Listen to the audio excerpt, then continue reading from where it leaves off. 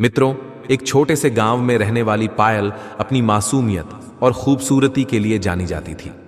20 साल की साधारण लड़की पायल अपने माता पिता के साथ रहती थी।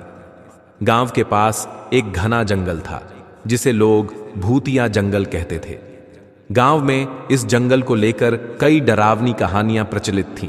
लोगों का कहना था कि वहां अजीबोगरीब घटनाएं होती हैं, इसलिए कोई वहां जाने की हिम्मत नहीं करता था।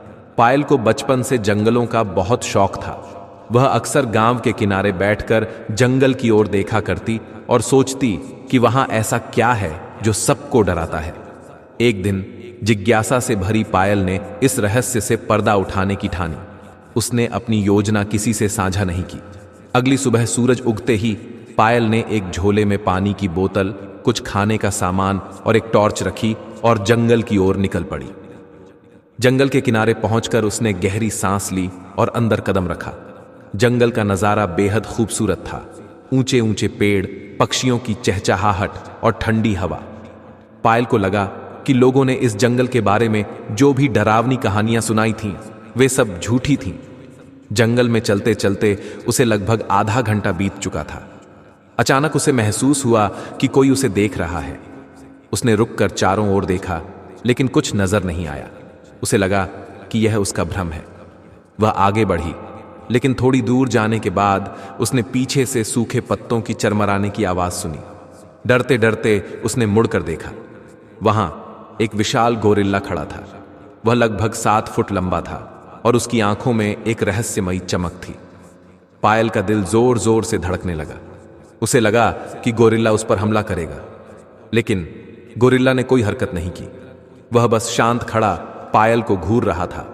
पायल ने धीरे धीरे पीछे हटने की कोशिश की, लेकिन तभी गोरिल्ला ने अपनी लंबी भुजाएं फैलाकर उसका रास्ता रोक लिया। उसने अपनी गहरी आवाज में कुछ अजीब से संकेत किए। पायल को महसूस हुआ कि गोरिल्ला उस पर हमला नहीं कर रहा, बल्कि उसे कुछ बताने की कोशिश कर रहा है। गोरिल्ला ने अचानक जमीन से एक बड़ा पत्ता उठाया और पायल की ओर बढ़ाया। पायल डरते डरते पत्ता लेने के लिए आगे बढ़ी। पत्ते पर अजीब तरह के निशान बने हुए थे, जो किसी गुप्त संदेश जैसे लग रहे थे। गोरिल्ला ने फिर से इशारे किए, मानो उसे अपने पीछे आने को कह रहा हो। पायल के भीतर डर और जिज्ञासा का अजीब सा संगम था। आखिरकार उसने हिम्मत जुटाई और गोरिल्ला के पीछे पीछे चलने लगी। कुछ ही देर में वे एक गुफा के पास पहुंचे। गोरिल्ला ने गुफा की ओर इशारा किया, मानो उसे अंदर जाने को कह रहा हो। पायल ने झिझकते हुए गुफा के अंदर झांका। वहां उसे कुछ चमकता हुआ दिखाई दिया। उसने पास जाकर देखा तो वह एक चमचमाता हुआ हार था। हार के पास ही एक पुरानी डायरी रखी थी। पायल ने डायरी उठाई और उसे खोलकर पढ़ने लगी।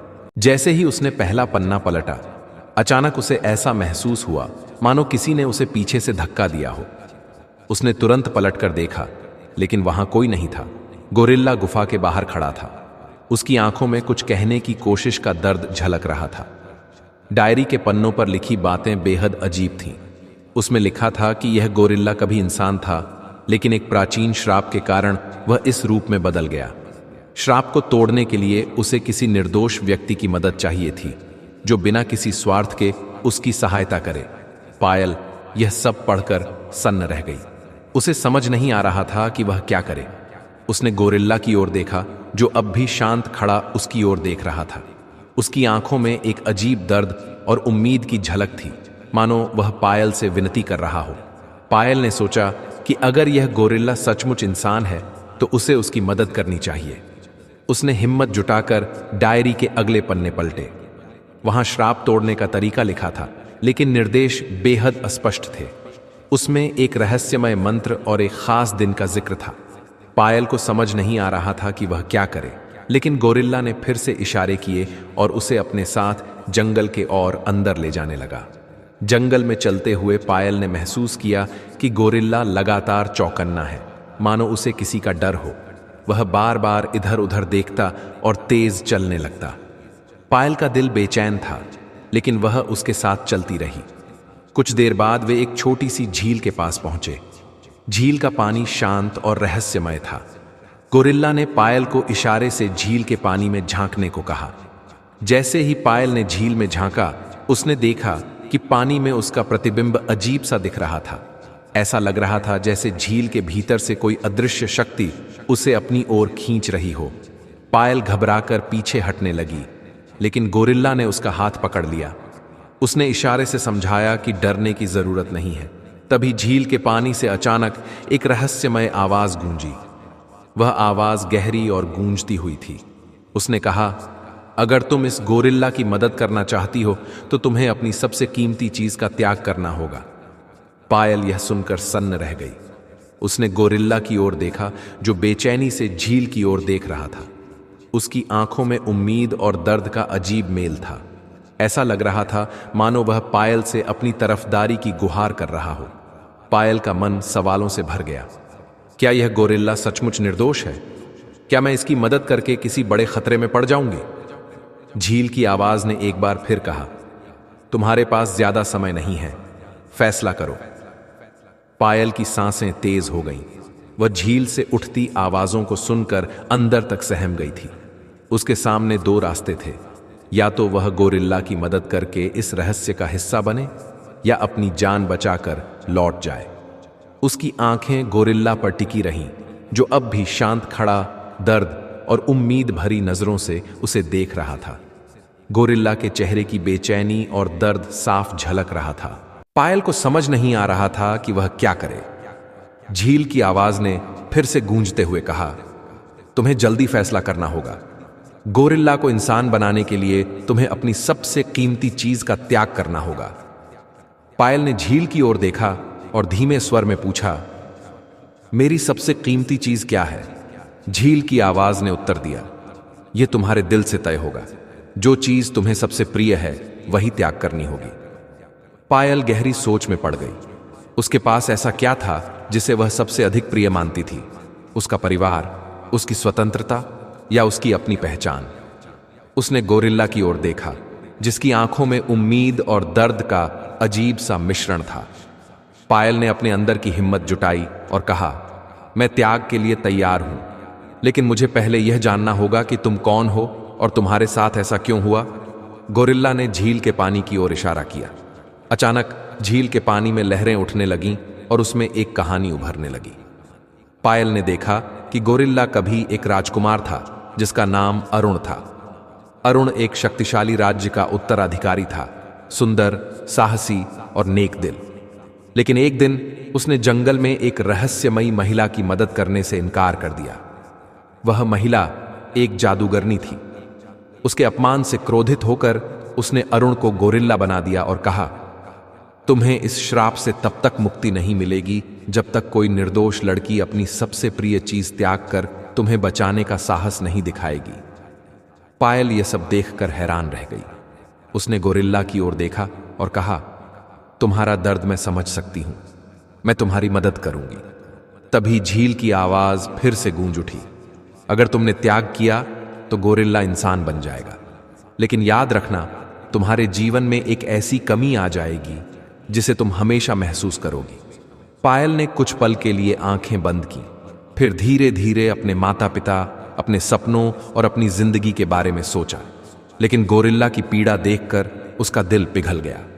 उसने दृढ़ निश्चय किया और कहा, मैं तैयार हूं, मैं अपनी सबसे कीमती चीज त्याग दूंगी। झील की लहरें अचानक शांत हो गईं और एक अद्भुत रोशनी झील के पानी से उठकर पायल को घेरने लगी। गोरिल्ला भी उस रोशनी के अंदर खड़ा हो गया। पायल ने महसूस किया कि उसकी यादों का एक हिस्सा धुंधला हो रहा था। रोशनी ने उसे संबोधित किया, क्या तुम जानती हो कि तुम किस चीज का त्याग कर रही हो? पायल ने उत्तर दिया, नहीं, लेकिन मैं इसके लिए तैयार हूं। जैसे ही उसने यह कहा, रोशनी ने चारों ओर फैलना शुरू कर दिया। गोरिल्ला का शरीर कांपते हुए छोटा होने लगा। उसके लंबे हाथ और पैर सिकुड़ने लगे और उसकी भारी काया हल्की हो गई।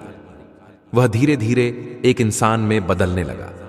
पायल ने देखा कि गोरिल्ला अब एक सुंदर और साहसी युवक में बदल चुका था।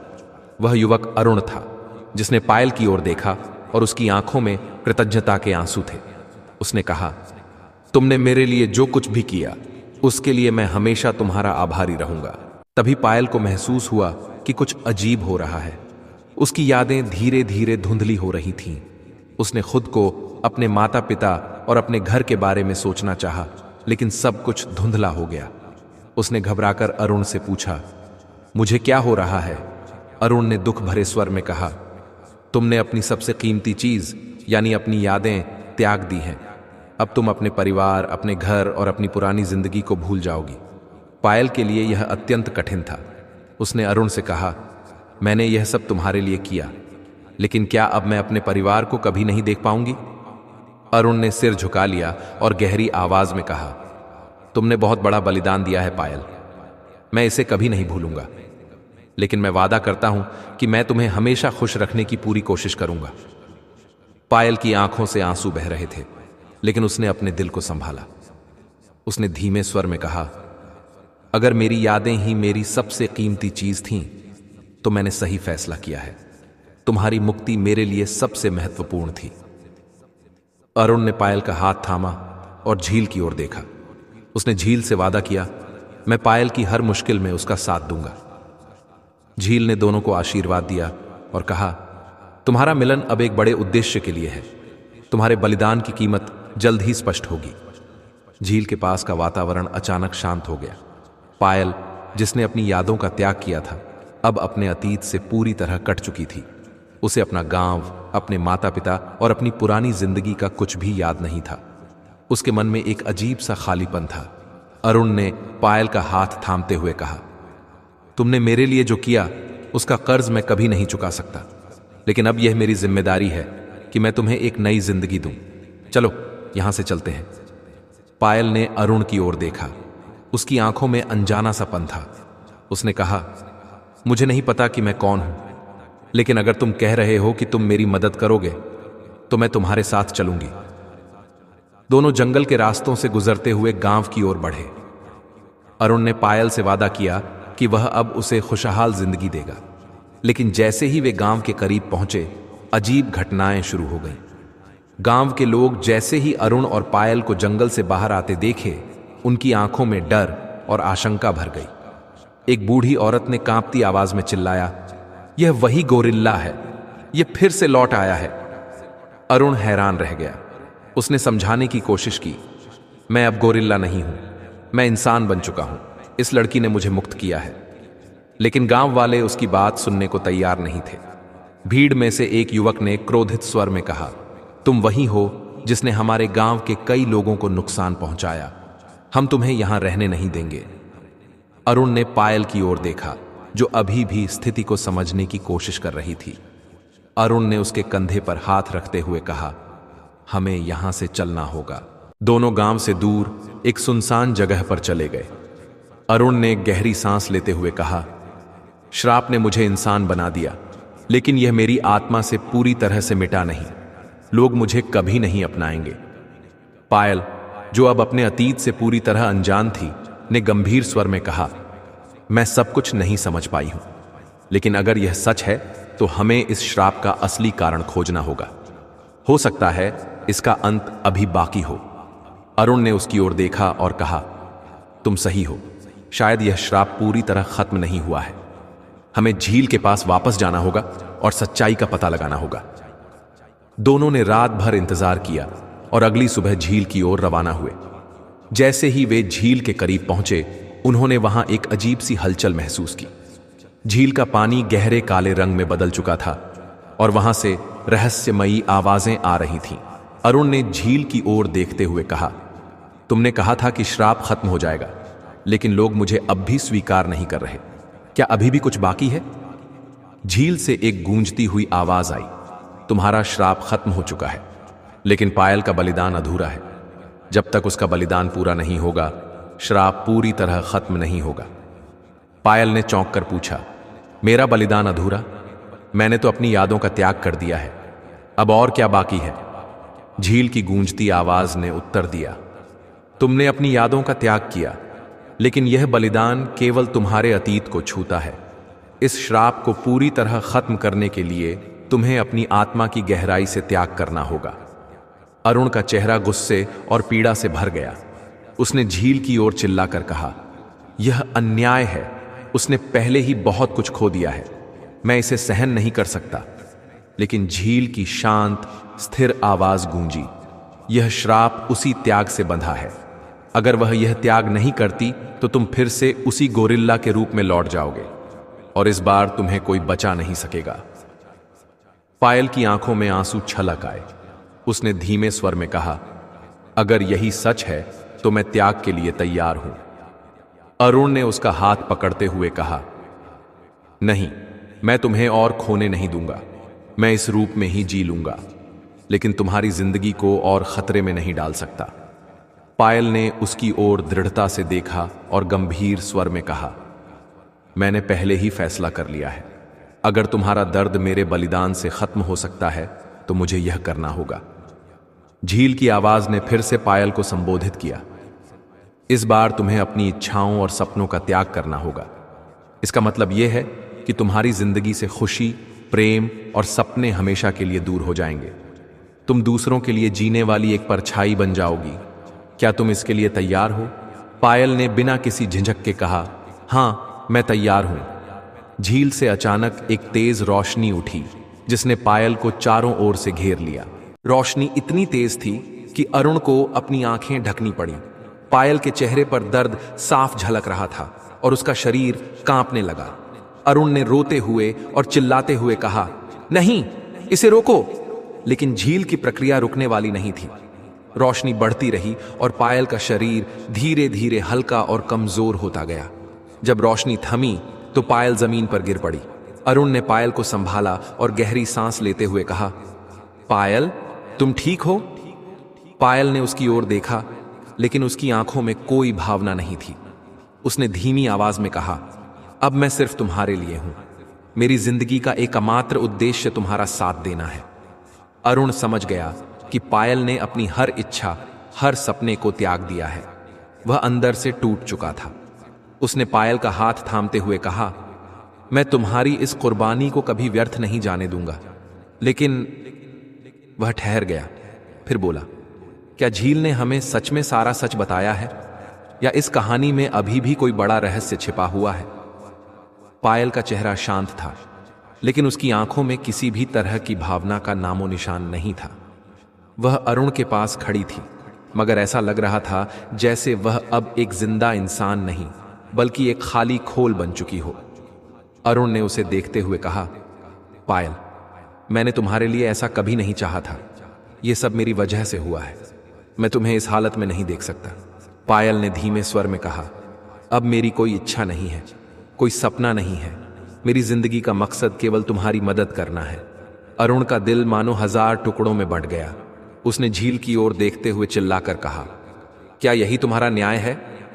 मैंने जो गलती की थी उसकी सजा मुझे मिली, लेकिन इस लड़की ने सिर्फ भलाई का काम किया। उसे इस तरह क्यों भुगतना पड़ रहा है? झील की आवाज फिर से गूंजी, शांत लेकिन गहरी। अरुण, यह श्राप तुम्हारी गलती का परिणाम था, लेकिन पायल ने अपनी मर्जी से इस बलिदान को चुना है। हर श्राप की जड़ केवल सतही नहीं होती, यह किसी के कर्मों की गहराई में छिपी होती है। अरुण ने झील की ओर देखते हुए पूछा, क्या इसका मतलब है कि इस श्राप के पीछे अब भी कोई सच छिपा हुआ है? झील की आवाज गंभीर हो गई, अगर तुम इस श्राप की असली जड़ तक पहुंचना चाहते हो तो तुम्हें अपने अतीत की ओर लौटना होगा। अरुण ने सवाल किया, मेरे अतीत में ऐसा क्या है जिसे मैंने जानने से चूक गया? झील ने गंभीर स्वर में उत्तर दिया, तुम्हारा श्राप केवल जादूगरनी की नाराजगी का परिणाम नहीं था। इसके पीछे एक और गहरा रहस्य है। जादूगरनी ने तुम्हें गोरिल्ला इसलिए बनाया क्योंकि उसने तुम्हारे परिवार से एक पुराना हिसाब चुकता करने का फैसला किया था। अरुण चौंक गया और हैरान होकर बोला, पुराना हिसाब? यह कैसे संभव है? झील ने उत्तर दिया, तुम्हारे पूर्वजों ने कई साल पहले जादूगरनी के गांव पर हमला किया था। उन्होंने उसके लोगों को नुकसान पहुंचाया और उसके परिवार को नष्ट कर दिया। जादूगरनी ने उस दिन शपथ ली थी कि वह तुम्हारे परिवार को इसका परिणाम भुगतने पर मजबूर करेगी। तुम्हारे पिता ने उसे रोकने की कोशिश की थी, लेकिन यह श्राप तुम्हारे हिस्से में आया। अरुण को यह सुनकर गहरा झटका लगा। अब उसे समझ में आया कि यह सिर्फ उसकी गलती नहीं थी, बल्कि उसके परिवार के कर्मों का भी परिणाम था। उसने झील से पूछा, अगर यह सच है तो मैं इस श्राप को पूरी तरह से खत्म कैसे कर सकता हूं? झील ने उत्तर दिया, तुम्हें जादूगरनी को ढूंढना होगा और उससे माफी मांगनी होगी, लेकिन यह आसान नहीं होगा। वह अब भी इस जंगल में कहीं छिपी हुई है और उसकी तलाश करना मौत को बुलाने जैसा हो सकता है। पायल, जो अब अपनी इच्छाओं और सपनों से मुक्त थी, बोली, मैं तुम्हारे साथ चलूंगी। तुम्हें जादूगरनी तक पहुंचने के लिए मेरी मदद की जरूरत होगी। अरुण ने उसे रोकने की कोशिश की। नहीं पायल, यह बहुत खतरनाक है। लेकिन पायल ने दृढ़ता से कहा, अब मेरी जिंदगी का एकमात्र मकसद तुम्हारी मदद करना है, मुझे रोको मत। दोनों ने झील से विदा ली और जादूगरनी की तलाश में जंगल के और गहरे हिस्से की ओर बढ़ने लगे। जंगल अब और भी अंधकारमय और डरावना हो गया था। जगह जगह खतरनाक जंगली जानवरों की आवाजें गूंज रही थीं, लेकिन दोनों ने अपने कदम नहीं रोके। कुछ समय बाद उन्हें एक पुरानी और जर्जर सी झोपड़ी दिखाई दी। झोपड़ी से धुआं निकल रहा था और चारों ओर काले रंग की लताएं फैली हुई थीं। अरुण ने पायल की ओर देखा और कहा, यह शायद वही जगह है। दोनों झोपड़ी के पास पहुंचे और दरवाजे को खटखटाया। अंदर से एक कर्कश आवाज आई, कौन है? क्या तुम नहीं जानते कि इस जगह पर आना मना है? अरुण ने दरवाजे के पास खड़े होकर कहा, मैं अरुण हूं, मैं तुम्हारे सामने माफी मांगने आया हूं। मेरे परिवार ने जो कुछ भी किया उसके लिए मैं शर्मिंदा हूं। कृपया मेरा श्राप खत्म कर दो। दरवाजा खुला और एक बूढ़ी औरत बाहर आई। उसके बाल सफेद और बिखरे हुए थे और उसकी आंखें गहरी और डरावनी थीं। उसने अरुण को देखा और कहा, तुम्हें माफी मांगने के लिए यहां आने की हिम्मत कैसे हुई? क्या तुम्हें लगता है कि सिर्फ माफी से सब कुछ ठीक हो जाएगा? अरुण ने दृढ़ता से कहा, जानता हूं कि माफी काफी नहीं है, लेकिन मैं अपनी गलती सुधारने के लिए कुछ भी करने को तैयार हूं। जादूगरनी ने पायल की ओर देखा और कहा, यह लड़की कौन है? क्या यह भी तुम्हारे परिवार का हिस्सा है? पायल ने शांत स्वर में कहा, मैं इस पर अपना सब कुछ निछावर कर चुकी हूं। अब मेरी इस दुनिया में कोई पहचान नहीं है। जादूगरनी हंस पड़ी और बोली, यह लड़की तुम्हारे लिए सबसे बड़ी ताकत और सबसे बड़ी कमजोरी है। अगर तुम सच में अपने श्राप को खत्म करना चाहते हो तो तुम्हें अपना सबसे बड़ा बलिदान देना होगा।